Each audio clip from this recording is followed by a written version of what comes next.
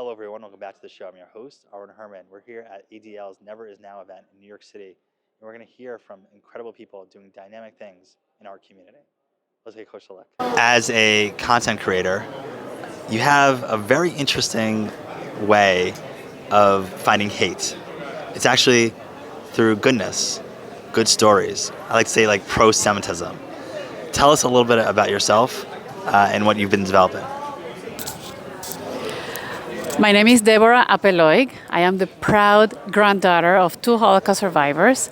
And ever since I was a little girl, I knew that I had a purpose and a responsibility and a commitment to be a voice for the Jewish people.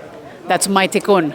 That's why I decided to call my platform Tikun Talks, where we strive to repair the world and to spread the light of Tikkun Olam, one conversation at a time.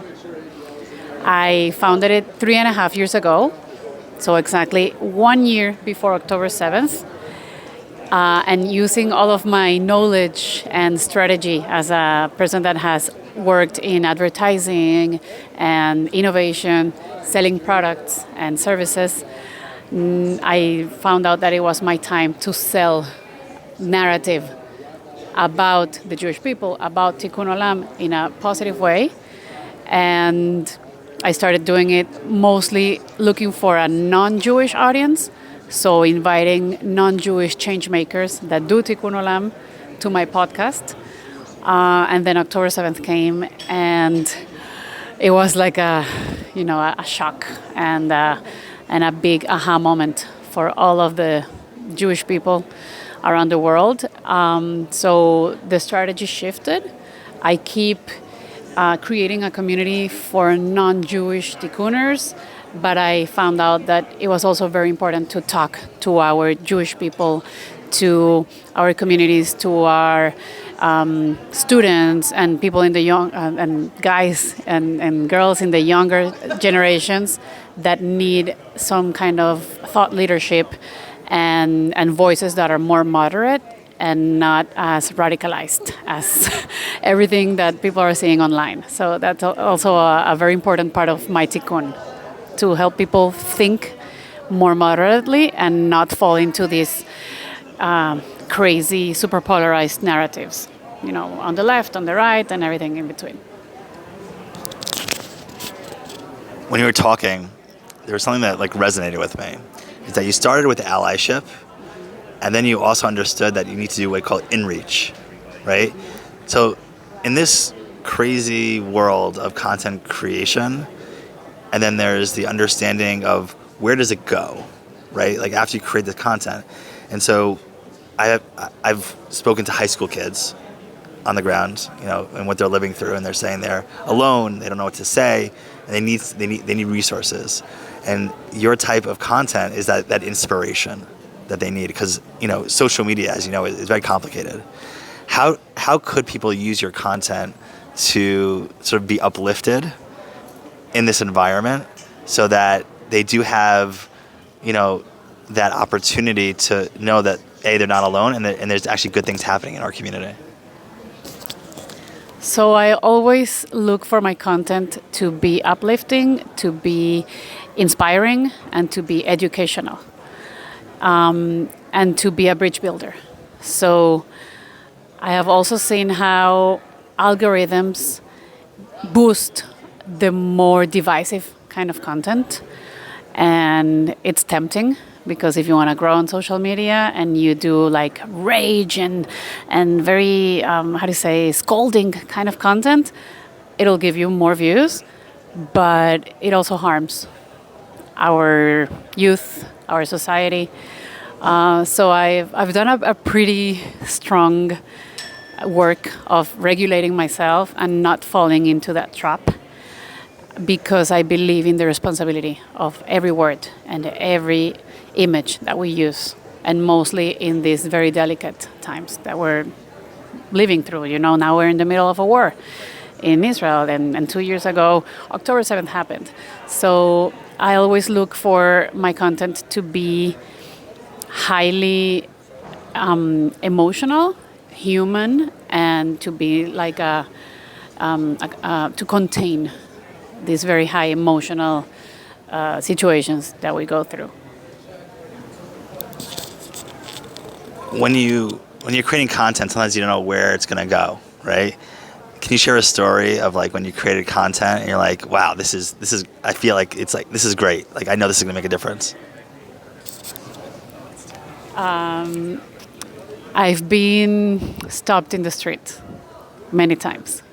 I don't know where it's going, and sometimes, if you're a content creator as well, you feel a little frustrated because you're like, oh, I just got a couple hundred likes, and you work so hard and you want it to have a bigger impact, and sometimes it just doesn't pick up. But then you're walking on the street in Mexico City and someone stops you and says, "Oh, you're the girl from Tikun Talks. Yeah. Oh, I love your content." So it really fills my cup and makes me feel that what I'm doing really matters and that I am inspiring people, and that mostly with people all across Jewish communities feeling alone and abandoned by other allies or causes, knowing that what I do is making people all over the world and mostly in Latin America feel that they're not alone. It has been so fulfilling. What's your hope in the next year for your organization? I'm hoping to keep growing, to keep building bridges, to communicate the importance of being a builder and not a destroyer. And actually, a couple of weeks ago, I had the honor of having a panel with Nusayr Yassin. Maybe you know him, Nas Daily, and his girlfriend Aja. And he's a Muslim Israeli Palestinian. She is American Jewish. And it was a wonderful conversation, getting to know them more, intimately, personally, how their dynamic is as a couple and as public figures. And the main learning that all of the audience took, more than 200 people in the Mexican Jewish community, is the concept of being a builder.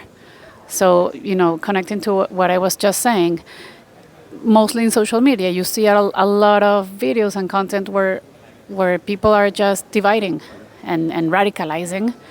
And to me, Nusayr Yassin is a big, big reference because he has grown and had such success and impact, but it's always been about getting people together and about building bridges. So to me, it's a big reference, and I want to stay rooted and keep growing as a builder and not falling in the trap of being a destroyer, even though the algorithm will make your content go farther. Right. Where can people learn more about your work? I want to welcome everyone to be a part of my community at Tikun Talks. You read it just like this. TIKUNTALKS. Where I'm most interactive and dynamic is on Instagram. I also have the YouTube channel where the podcast and the longer form kind of content is there. I have interviews with Holocaust survivors. I'm on LinkedIn, and I would love for you to follow and be a part of my community. And if you have specific collaborations or ways where we can work together, please email me, WhatsApp me. I'll be super happy to meet everyone and keep joining forces.